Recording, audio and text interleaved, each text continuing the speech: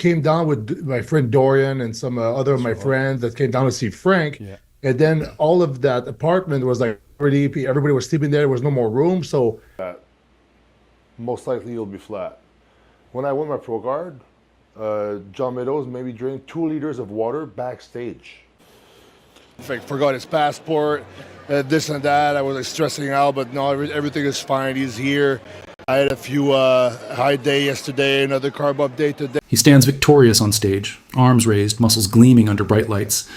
Antoine Vaillant has just won the 2012 CBBF Canadian Nationals, earning his IFBB pro card and achieving what he calls becoming Mr. Canada.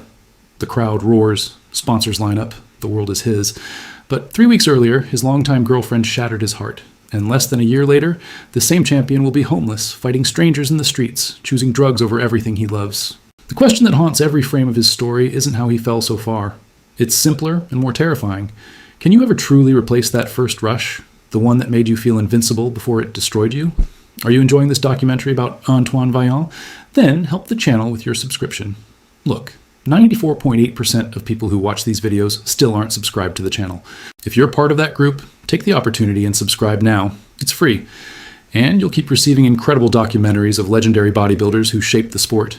Oh, and don't forget, at the end of this video you'll find more stories like this one. Sherbrooke, Quebec, 1987. A boy is born into chaos, disguised as normalcy. Young Antoine's early childhood feels secure, wrapped in parental love. But at 9 years old, everything fractures. His parents divorce. His father, an alcoholic who has been jailed multiple times, becomes unreliable, erratic, dangerous. His mother, a school teacher, can no longer tolerate the madness. Antoine's world turns upside down. He moves in with his father at 12, watching him find sobriety, grasp hope. Then his father meets a new girlfriend and relapses immediately. The boy learns a brutal lesson. The people you need most will abandon you when you need them. He discovers something else too, a feeling he will chase for the rest of his life. As a kid, I had this feeling inside me that I was not good enough. Fear. Fear of not being good enough, he would later confess. He starts doing push-ups and sit-ups compulsively, seeking control over the one thing he can control, his body. At 10 years old, he watches Stallone in Rambo, Schwarzenegger in Commando. These men look powerful, untouchable, in control. Antoine wants that. I also had this feeling of worthlessness and fear of not being good enough, stemming from my parents' divorce. That trauma caused a fear of abandonment and confusion, and my physical strength was something I had control over. By 13, he's doing push-ups every night in his bedroom. At 15, his mother buys him a gym membership at Physique Action in Granby, Quebec. Antoine walks in and tells the owner, "One day, I'm going to be the best bodybuilder in the world." The gym becomes his sanctuary. The more weight he piles onto barbells, the more his self-confidence grows. Every rep pushes away the frightened boy in the mirror. A teenage Antoine becomes addicted to bodybuilding. He loves being the biggest, the leanest, watching that scared child transform into someone who can't be pushed around. At 16, he wins Mr. Arab Granby in the junior class, standing 5'11" and 175 pounds with a ripped upper body and super heavyweight legs. The rush he feels from winning is intoxicating. "The rush I had from winning was better than the rush any drug could have given me," he recalls. But he doesn't know yet that he's searching for a feeling, not a trophy. And feelings are dangerous when they become your religion. Between 2006 and 2012, Antoine dominates the amateur circuit. He wins back-to-back CBBF Junior Nationals in 2006 and 2007. Magazines label him the next "it kid." He's a sure bet to go pro and win big. When he finally captures the 2012 Canadian Nationals, the dream crystallizes. He's going pro. He's made it. Sponsors flood in with money. He quits his gym job. Tens of thousands of dollars accumulate in his account. He's 25 years old with no regular job, no structure, complete freedom. For someone who built his entire identity on controlling his body and his destiny, this freedom becomes a trap. Then comes the heartbreak. 3 weeks before the Canadian Nationals, his longtime girlfriend leaves him. He trains through it, diets through it, wins through it. But his mind is no longer in the game. Again, his support system fails him. Again, he feels abandoned. His life spirals. "I had enough money to spend carelessly without worry," he remembers. He moves into his own apartment. Different girls every night. Drinking, drugs, partying for weeks, crashing for days. The rush I had from winning was better than the rush any drug could have given me. But now he's chasing that rush artificially. Bodybuilding gave him structure. Success removed that structure. And without structure, he falls into groups that enable his worst impulses. Within a year of turning pro, Antoine Vaillant is a drug addict. He competes at the 2013 Toronto Pro Show and finishes dead last. The drugs have replaced the weights. Christmas Eve 2014 shatters whatever denial remains. Antoine is out drinking and using when he learns his best friend's brother overdosed on opiates. They found his body in a shed he'd broken into for one last fix, his final fix. I was devastated, Antoine says. Days later, he checks into his first rehab at Addiction Canada's facility in Muskoka, Ontario. He sleeps for 5 days, starts eating, begins working out, receives therapy. Then he leaves and relapses immediately. This becomes his routine. Check in, get clean, feel ready, leave, relapse, again and again, 4 times through rehab. The first 3 end the same way. Things get worse. He loses his apartment. He becomes homeless. He gets into fights on the streets. A paranoid, drug-addicted friend attacks him.